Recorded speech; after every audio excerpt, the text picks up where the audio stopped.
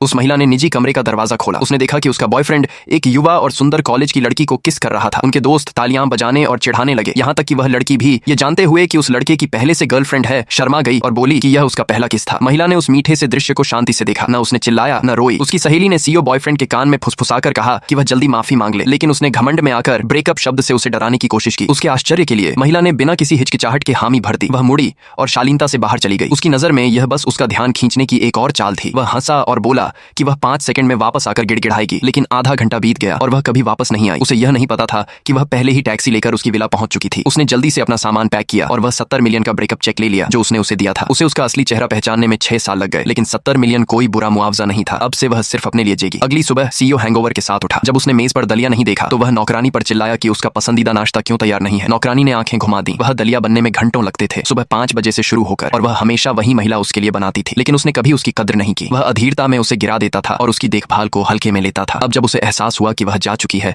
तो उसने सोचा कि वह हद पार कर रही है। उसने उसे वॉइस मैसेज भेजकर तुरंत वापस आने का आदेश दिया, लेकिन फिर उसे पता चला कि उसने उसे पहले ही ब्लॉक कर दिया है। इससे पहले कि वह सब समझ पाता, उसका असिस्टेंट दौड़ता हुआ आया और बोला कि उस महिला ने 70 मिलियन का चेक कैश करा लिया है। सीईओ हैरानी से उछल पड़ा। उसने कभी कल्पना भी नहीं की थी कि जो महिला कभी उसे भगवान की तरह मानती थी, उसमें उसे छोड़कर जाने की हिम्मत होगी। इस बीच वह महिला पहले ही बैंक में टॉप टियर वीआईपी बन चुकी थी। सिर्फ मासिक ब्याज ही $500 मिलियन था। वह आरामदायक और बेफिक्र जिंदगी जी सकती थी, लेकिन उसने इसके बजाय पढ़ाई जारी रखने और खुद को बेहतर बनाने का फैसला किया। अब वह अपने सपनों के लिए जीना चाहती थी। उसने अपने बालों के वे कर्ल सीधे कर लिए जो उसने कभी उसके लिए करवाए थे, तंग कपड़े उतार दिए जो वह उसे खुश करने के लिए पहनती थी, और खुद को पूरी तरह से बदल लिया। सिर से पांव तक वह एक टूटे दिल वाली महिला से एक आत्मविश्वासी रानी में बदल गई। जब वह कॉलेज कैंपस में चली तो हर नजर उसी पर टिक गई, यहाँ तक कि कभी मशहूर रही कैंपस ब्यूटी भी उसके सामने फीकी लगने लगी। लेकिन उस लड़की को लगा कि वह सीईओ को वापस पाने के लिए सच संवर रही है, इसलिए वह उसके पास गई और उससे सवाल किया। पर अब उस महिला की नजरों में वह लड़की एक हास्यास्पद मस्खरे से ज्यादा कुछ नहीं थी। आगे क्या होता है जानना चाहते हैं